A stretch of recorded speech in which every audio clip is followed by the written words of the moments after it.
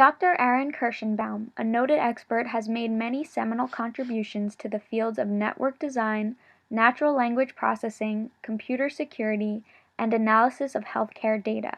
He is currently engaged in groundbreaking research to help find cures to cancer based on analysis of genetic data collected from cancer patients. Dr. Kershenbaum holds a BS, MS, and PhD in electrical engineering from Polytechnic University in Brooklyn, New York. I'm Dr. Aaron Kershenbaum. There are a lot of different ways of looking at this seminar. I called it genetic research, but I could have called it a lot of other things. Think of it from the point of view, mostly, of where you want to go with it.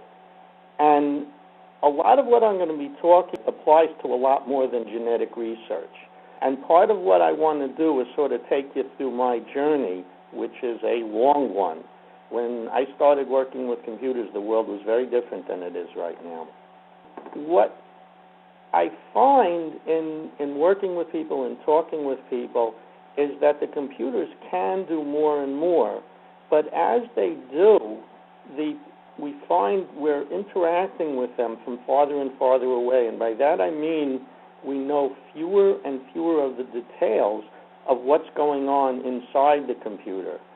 It's easy to download an app. It's easy to do a search on Google, but very few of us, I'm even going to include myself in this, know how that search is actually done. And that has a big effect on what comes back. That is, you can type in almost anything to Google, and something will come back. And a lot of times it may look like it was what you were looking for, but when you see items 1 to 10 of 42,683,466, why did it put those 10 up front?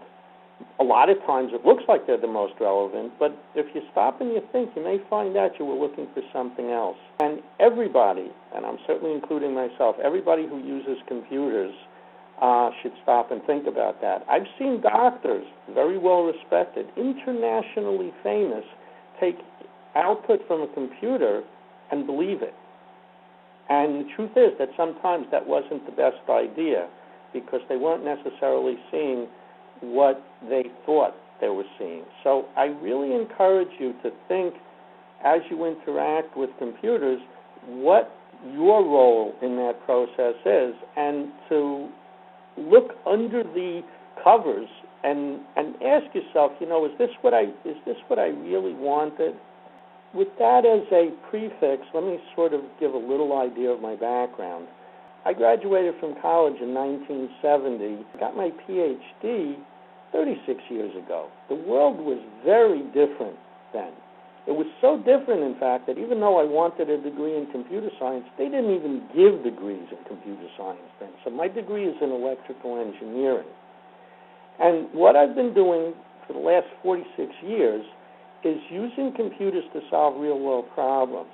I started out doing analysis and design of computer networks. I later went on to processing human language to extract knowledge from it. By the way, of the 20 people who worked on the design of that Jeopardy program that IBM did, at one time or another I worked with 7 of them. More recently, I've been working with analyzing healthcare data, which I must say has been the most exciting work I've done in my whole life.